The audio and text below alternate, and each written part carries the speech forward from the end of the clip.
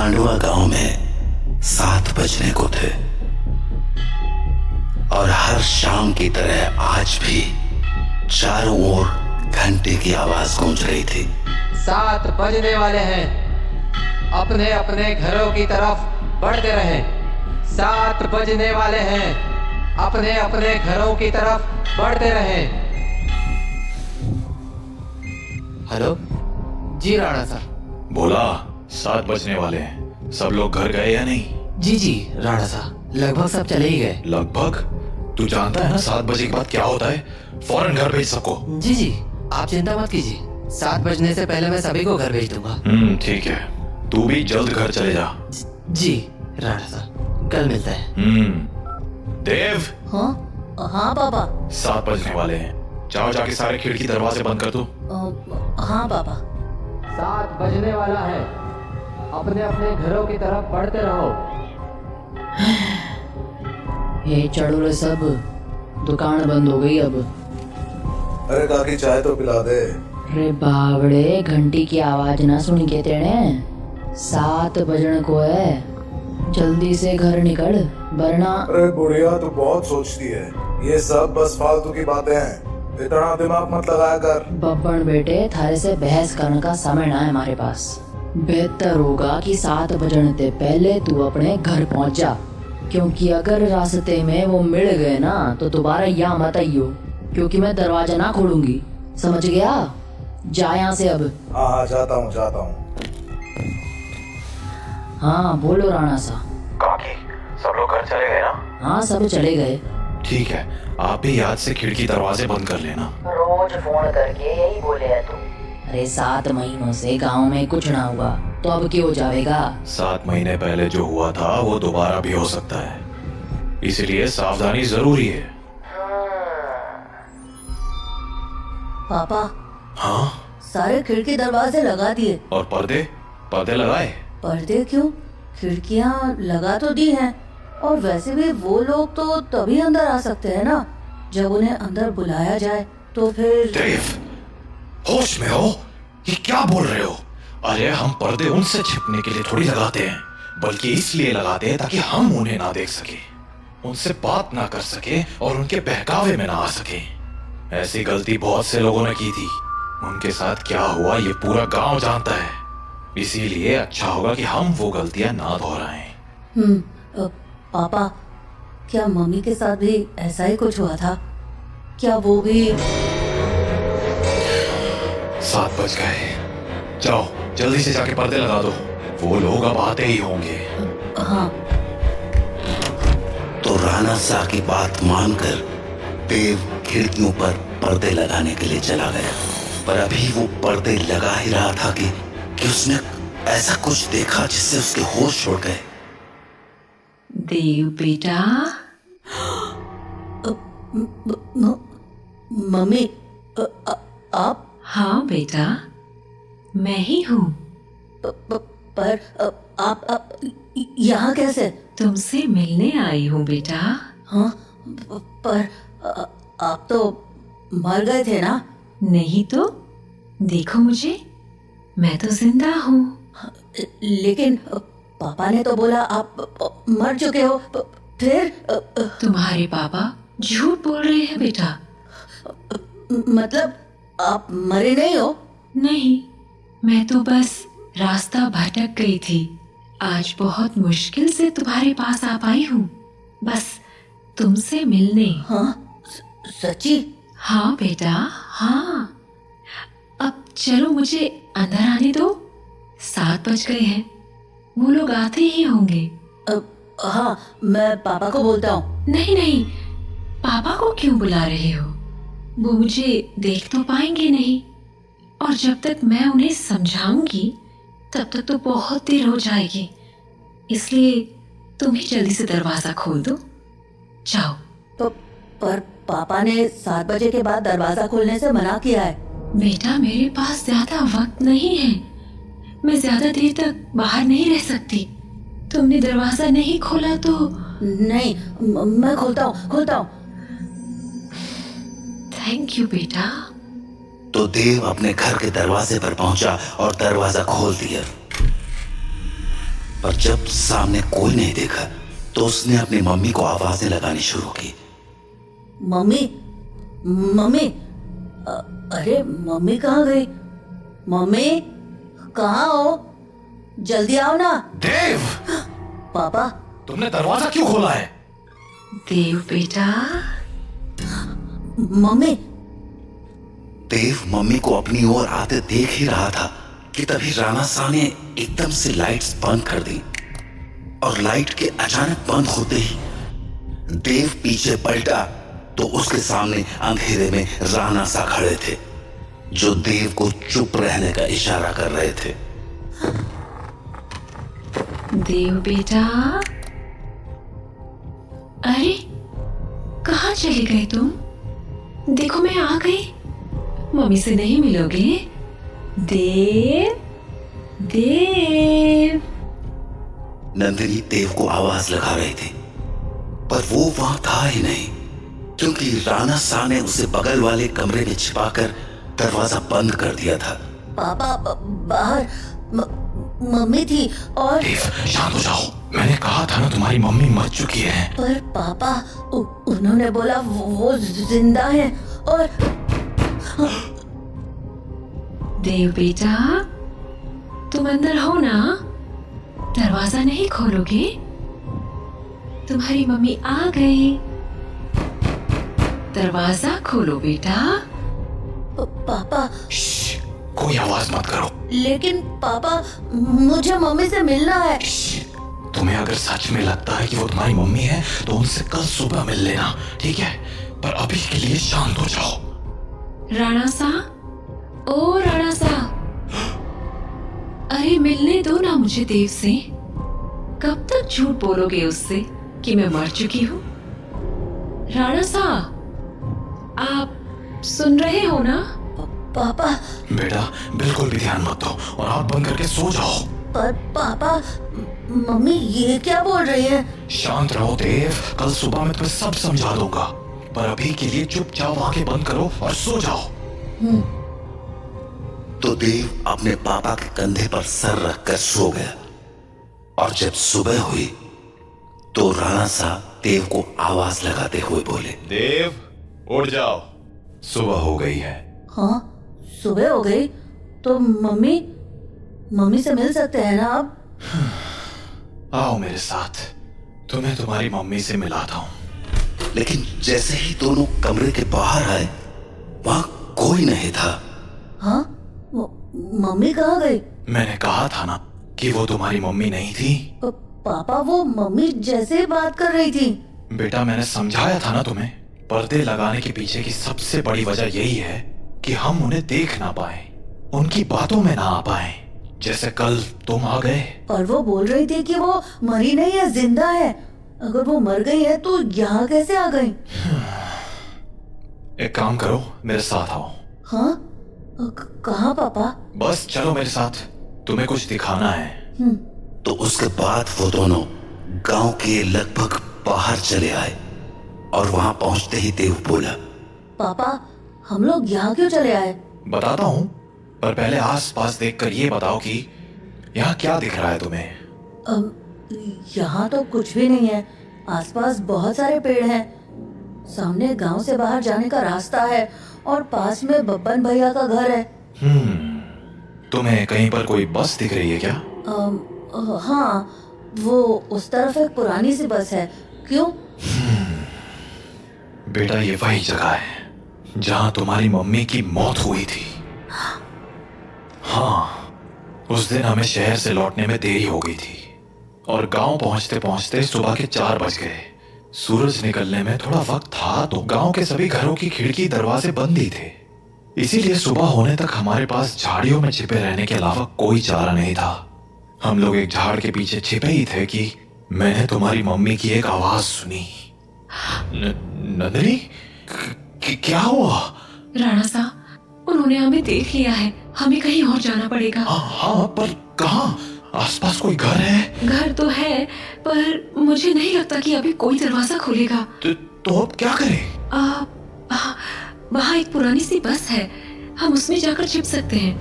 हाँ, ठीक है, चलो तो हम दोनों फटाफट उस बस के पास पहुंच गए, पर फिर क्या हुआ? मैं तो बस के अंदर चला गया, पर तुम्हारी मम्मी मेरे पीछे नहीं आ पाई, क्योंकि वो बाहर खड़े होकर किसी से बात करने लगी। क्या हुआ बेटा, क्यों रो रही हो? आंटी, मुझे बहुत डर लग रहा है। मैं बाहर छूट गई हूँ। मेरा घर बहुत दूर है।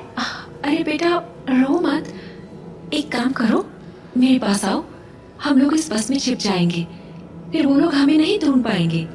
सच में आंटी, कोई नहीं ढूंढ पाएगा? हाँ पक्का, कोई नहीं ढूंढ पाएगा, आ जाओ। थैंक यू आंटी, पर मैंने तो आपको ढूंढ लिया।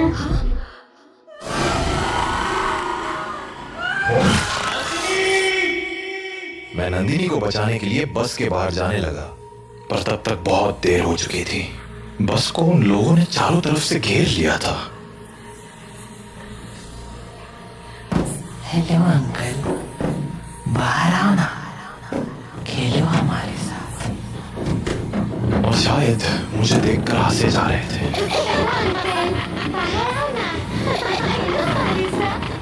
उन आवाजों को सुन मैं इतना घबरा गया कि अपनी जगह से हिल भी ना पाया। पर थोड़ी देर बाद वो आवाजें आनी बंद हो गईं और गांव के लोगों की आवाज सुनाई देने लगी। मैं समझ गया था कि सुबह हो चुकी थी, तो मैं बस के बाहर निकलकर तुम्हारी मम्मी को आवाज लगाने लगा।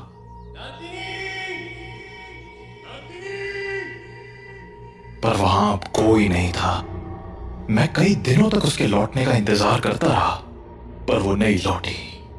फिर जब गांव वालों ने मुझे बताया कि रात 7 बजे के बाद उन बाशिंदों के साथ नंदिनी भी शिकार पर आती है, तो मुझे इस गांव का एक गहरा राज समझ आया। क्या राज?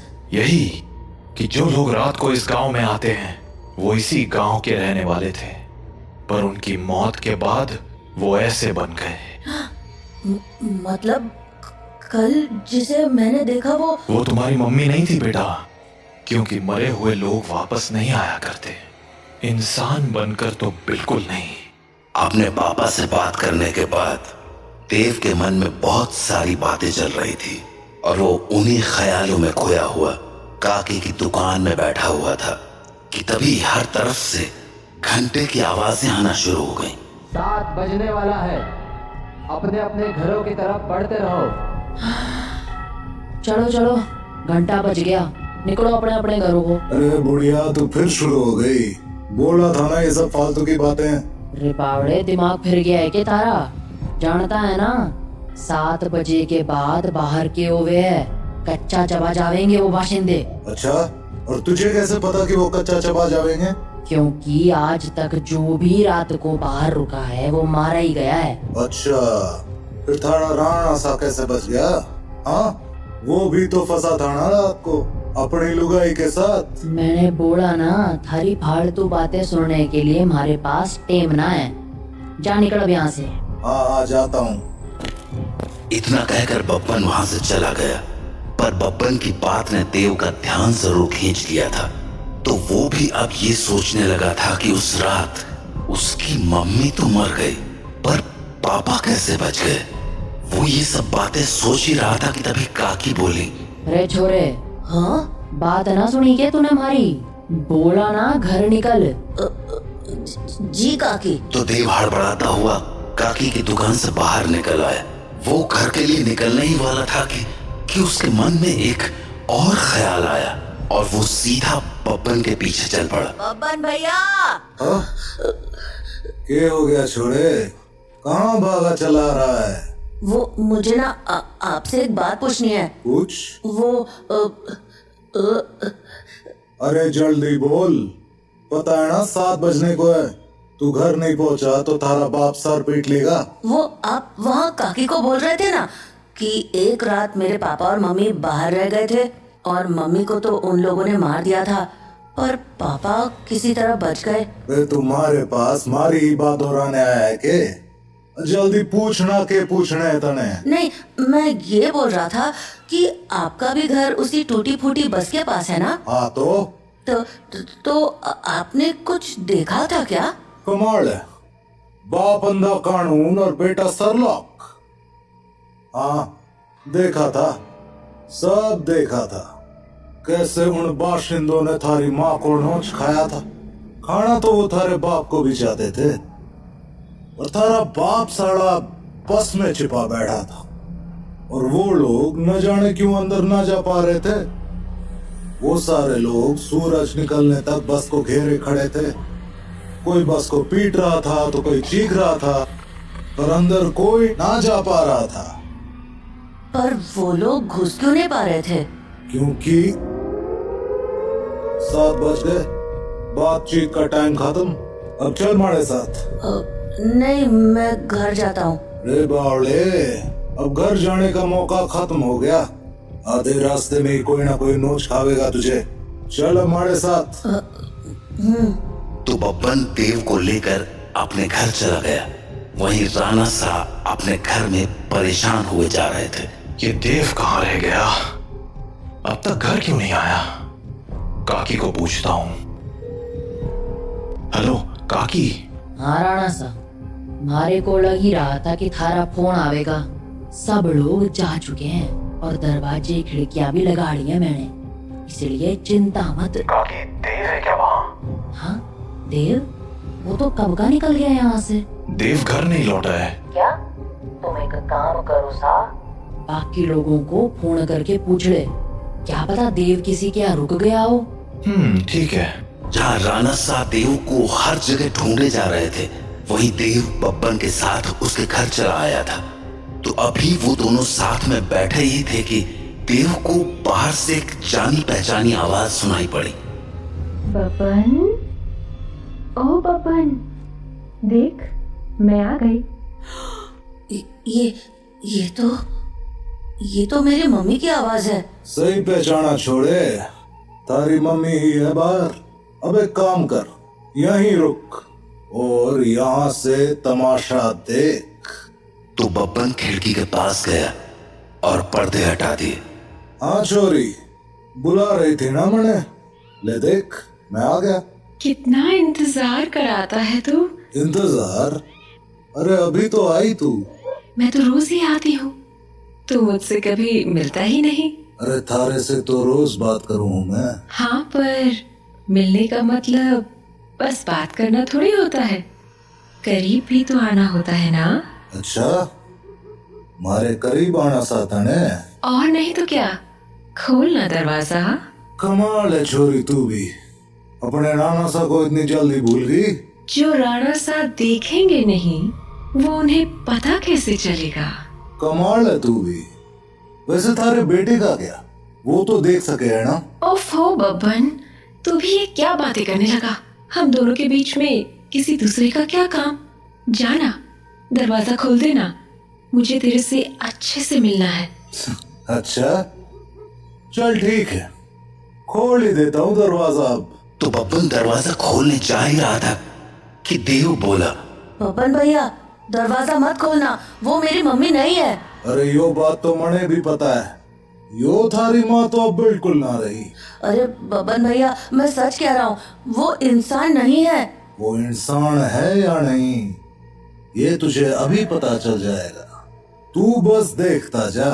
तो इतना कहकर बब्बन ने दरवाजा खोल दिया और सामने खड़ी नंदिनी से बोला, हाँ छोरी, मिलना था ना तने मारे से, आजा अंदर आजा।